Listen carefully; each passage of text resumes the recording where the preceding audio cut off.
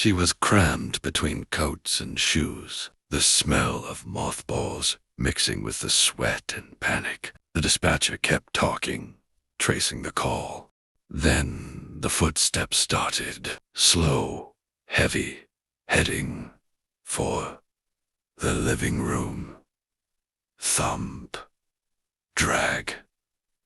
Thump. Amy froze. Through the thin wood, she could hear the scraping sound of something heavy being dragged across the carpet. She pressed the phone hard against her mouth to stop the small, desperate sounds bubbling up.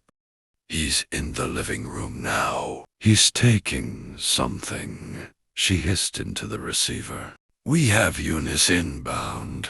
Stay silent, Amy. Do you hear him moving away from you? The dispatcher asked. The dragging sound stopped.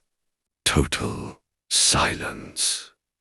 The intruder was standing still, and then, terrifyingly, Amy heard a new sound, a sound so casual, so completely human and wrong. It was a cough, a deep, wet, satisfied cough, right outside the closet door. Amy's eyes were squeezed shut, tears streaming down her face. She tried to tell the dispatcher she was caught, that he knew, but all that came out was a high, thin squeak.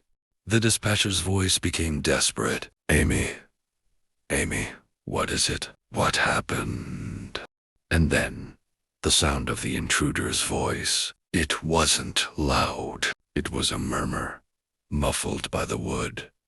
But it was there. The dispatcher heard it, too. A man's voice, low and rumbling, right next to the mic. But the words weren't a threat. They weren't a challenge. The intruder simply whispered two words, directed at the small, petrified woman hiding inside. You blinked. Amy's terror didn't come from the words themselves, but from the sudden, chilling realization. The intruder hadn't broken in randomly. He was already familiar with her, familiar enough to know her small, reflexive tells, and he had been watching her for a very long time. A sharp, violent crack of the closet door handle being twisted off cut the line. When the police arrived 3 minutes later, the house was empty. Every light was on, and the kitchen table was set for two.